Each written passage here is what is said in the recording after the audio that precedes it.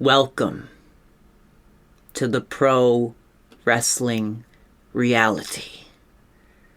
You wanted for a major industry star to be discussed on the show. And tonight, you got it.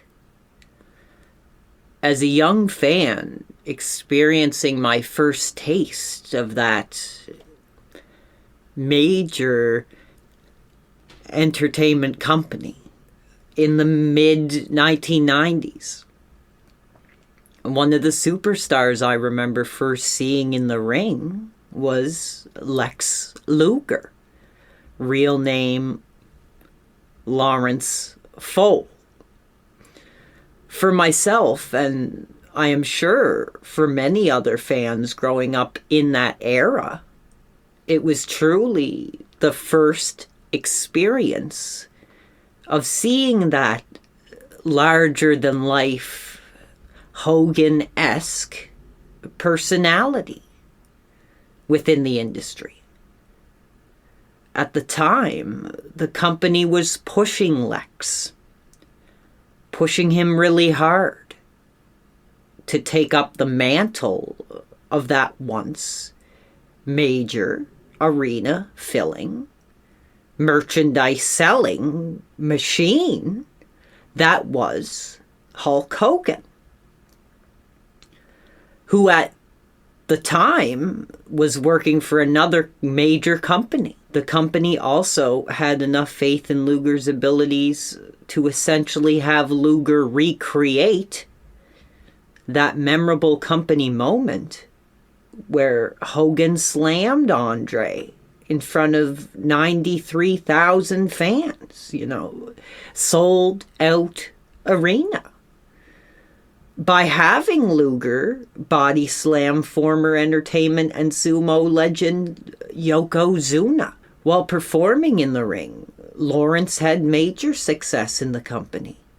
He could work, take major bumps, get fans hot.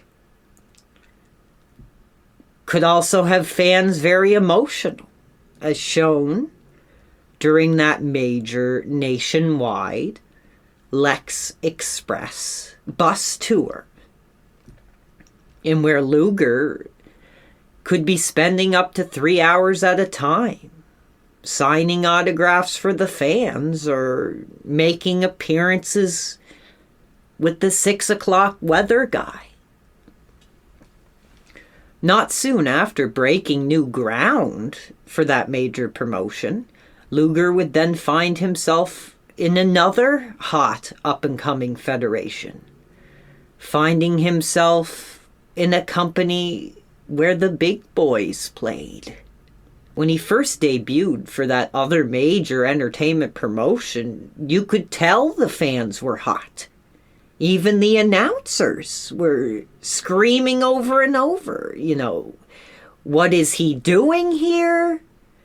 Get that guy out of here, get that guy out of here. And during this initial appearance within the company, Luger found himself right in the center of the ring with that other major entertainment legend that Luger essentially was being modeled after in New York. So you knew Terry had to be hot. Through the years, Luger would go on to have major success in that Atlanta-based company, having major feuds with industry names such as Sting, Goldberg, among other monumental entertainment names from that time. In 1999, Luger was able to transform both himself physically and, in a way, I think, emotionally as well, as he adapted a new entertainment persona. Fans in 1999 were treated to the haunting, thought-provoking stunning, spectacular debut of the total package. Before the debut, foreboding videos were shown of Luger laying in a coffin. We then see his soul take form in front of the coffin, in front of the fans. Luger then speaks to the viewers and gives his own eulogy, saying, "Here lies Lex Luger, a great man, a great champion." We then see Luger in the ring kneeling as the simmering lights come up over the arena. The fans start going wild. Truly a legendary, unbelievable moment. It really had to be the absolute peak of the career for Luger. And the new character seemed to have a very heavy Terminator-esque feel to it, reflecting Luger's major physical transformation, which made me feel personally that the company felt that Luger was truly becoming big money in the world of entertainment. We hear the announce team make comments in regard to the situation, such as, "If it's even possible, he's bigger than ever. Wow, what a moment. I'm looking at his eyes. He is concentrating." Sadly, after the death of that now once major Atlanta company, Luger found himself with a lot of time on his hands, along with having a guaranteed income, living a wild lifestyle, driving fast cars, partying, and tragically committing adultery with WWE Hall of Fame manager Miss Elizabeth. Luger had been a married man with children for years, although claims that while working closely with Miss Elizabeth, he and her started to become romantically involved. Insider fans, where have we heard this story before? Various other entertainment stars started confronting Luger and were pressing him hard about his situation with Elizabeth. And during this time, Luger would deny that there was anything going on between the two. Even at one point, Sting, who was very close to Luger, asked him if there was anything going on between him and Elizabeth. And Luger again denied that they were in a relationship. And you know, I can only imagine, you know, Sting, Steve Borden, coming up to Luger with that heavy religious background and belief, the face paint. I mean, kind of approaching from the shadows. It must have been for Luger something almost akin to the Archangel Michael confronting him over his infidelity. Luger's thrills on the side would continue, even going so far to the point of Luger acquiring a second home for his steamy rendezvous with Miss Elizabeth. The heat was turned up for Luger once sensual Valentine's Day gifts were found on the family table by Luger's now ex-wife. Even despite this shocking revelation, Luger had already had prior forgiveness for his infidelity by his now ex-wife. Regardless, his on-the-road relationship with Miss Elizabeth continued. At this time, Luger and Elizabeth were now experimenting with drugs and alcohol. A combination of the two can be fatal in certain circumstances. As Luger describes, that night he had just put on the Schwarzenegger film and was enjoying a relaxing night in with Miss Elizabeth. Luger noticed Elizabeth was nodding off during the film, but would seemingly wake back up during the loud action sequences. Luger then went over to the kitchen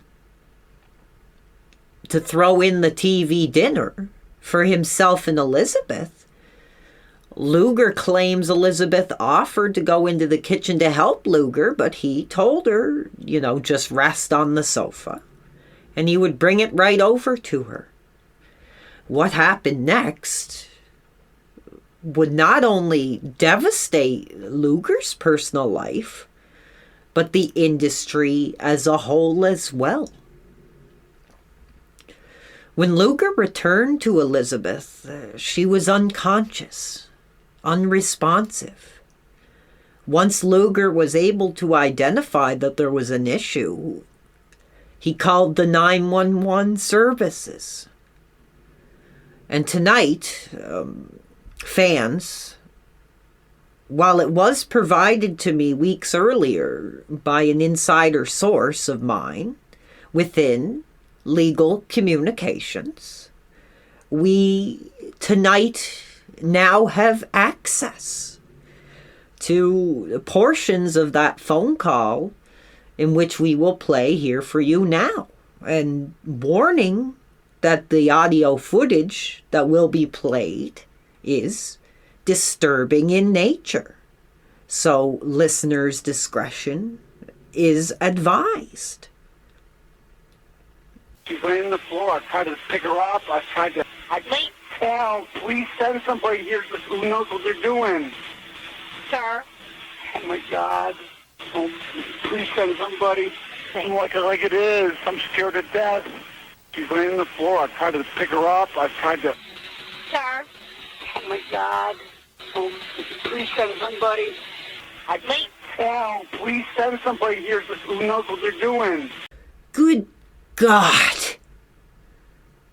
It truly is troubling, to hear Luger, that major industry Superman, brought seemingly to his knees, shaken at the core over these events. You can almost tell he is in a very vulnerable position, almost seeming to be reverting almost to like that childlike state of fear and innocence due to the nature of this horrific event. Miss Elizabeth tragically died of an overdose the next day at local hospital.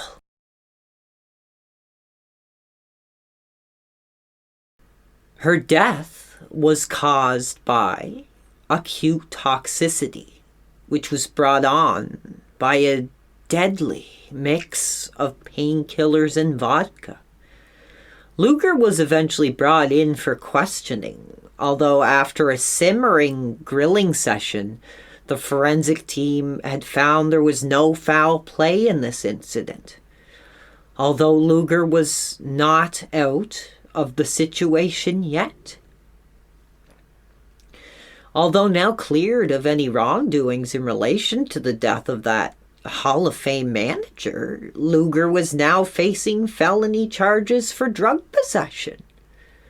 In a radio interview, Luger went on a bizarre rant, claiming those documents could say anything. It doesn't make it true. He references a situation regarding former President George W. Bush, saying there were numerous times that he was faced with similar claims and accusations. Luger managed to get away without any major jail time and received probation. And in recent years, fortunately, has really made a positive change in his life. And for longtime fans, we are truly happy to see it.